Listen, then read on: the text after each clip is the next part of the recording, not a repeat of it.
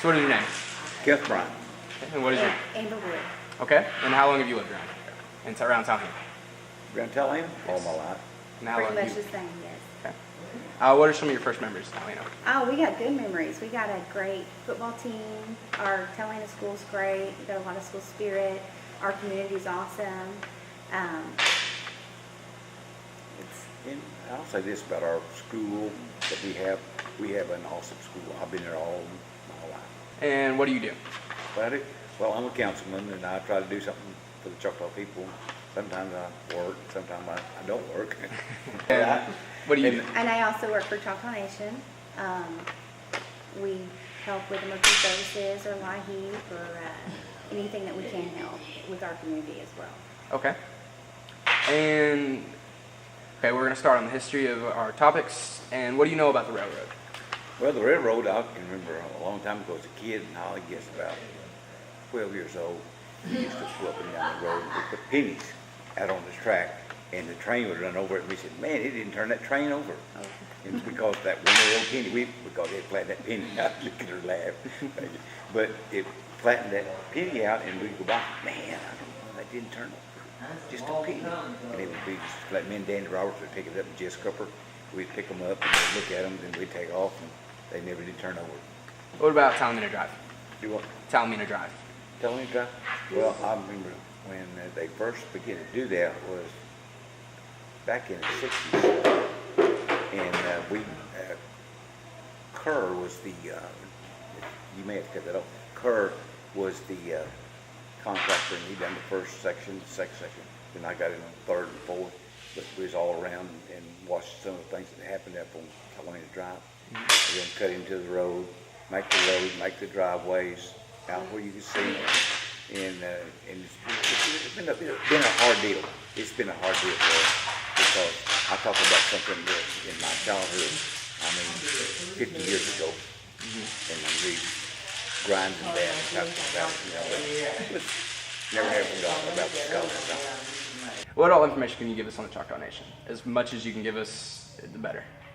Like where it started, how it is today, and well, to be honest, it's been about 31 years ago. I went to work for the IHS at the Indian Hospital. That's where their office was. Then the tribe taking it over, it was 10 years later, they took over the tribe. The tribe took it over in OEH, and then I went to work for the tribe. I've worked for the tribe ever since then. That long. I mean, a long time. I think 31 years that I've worked for the tribe. I've worked for the tribe all my life. And we've done a lot of things for the tribe, and the tribe's done a lot for us. But I like to say that I enjoyed working for OEH, that's Environmental Health, and I worked for the tribe, and I worked for both of them, and they're both very good to work with. You got anything to say? Yeah, the tribe is great to work for. They're good to their people. They help out as much as they can for their community. Working for Choctaw Nation has opened up doors for a lot of things, for sure. okay. And when I first went to work for the tribe, you know who the chief was? No. Who was it? Hollis Roberts. He was a good chief. You know, we all make mistakes, but Hollis was a great man. And today, we wouldn't be where we're at today if it wasn't for him. Okay. A lot of people believe it went the other way, but no. If you was there at the beginning, you'll know. Hollis was the one that set up all this stuff. Then Greg Powell come along, then he took it. Then different ones, Mike Bailey. Then Gary Batten took it. And went right on up to where we're at today. So, you learn a lot about the tribe. Yes. Okay, so do you have any interesting stories about your childhood and growing up here? No, I don't have nothing real interesting because my wife would kill me. You? There's always stories you can tell, growing up in the community, especially in a small town. Everybody knows everybody and everybody helps one another. If you do a fundraiser for somebody, the community really comes together.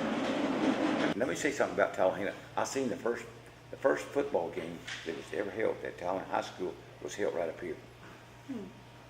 We used to play at the rodeo grounds. And if you look on the sides there is numbers, 50, 45, used to. They would tell us how long they played, but when you played football at, we called it the mud bowl. We called it the mud bowl. And what it was, a sewer. When the sewer smelled, everybody went like this. And they still played football. But when they played right up here, I can remember the first ball game we ever played there. And how long ago was that? It's been about 31 years ago. Ray Morgan, Doris Morgan, Charlie Gamble, and those guys played in that football game that day. We played Hennessy. Okay. And they beat Hennessy that day. Anything else? What about the state championship? The state championship in 1966. 66. Wendy Ward was the quarterback. Sherman Ward was one of the guys that on the football team, and Philip Wade was the center. And some of the backfield, I don't remember who the backfield guys were, but I went to that ball game because we said Chevrolet went up there and watched them play. And they won the state championship. I'll get it all out there in a minute. But it was good. I'll never forget it though. Do you remember who they played? No. I have no idea. But I remember the boys, but I don't remember the team that we played, how they played. But I remember Wendy, Sherman, and all those, Philip Wade, and all of them guys like that. Okay. You think that's about it? Yeah. What else? Can you think of anything else? What did you do for fun as a kid? I was going to say the Old Sonic. You can talk about that. There used to be an Old Sonic here. Yeah. I don't know what was before that. Yeah. What else? Oh, something about Governor Dukes. Do you know stuff about Governor Dukes? I didn't know if you knew anything. I know that's before your time. Yeah. I know that's old. but as far I'm as gray-headed, but I'm not that old. you're not that much older than me, so no. Yep, but truly I worked for the tribe almost all my life. I mean, my whole life with the tribe, because the environmental health, and then the tribe took it over and been with the tribe, and now I'm with the tribe. And Too. Subaka Nakani. boy, it's one over there. You understand what he said? I said, hello, Spit Horse. They want to interview you.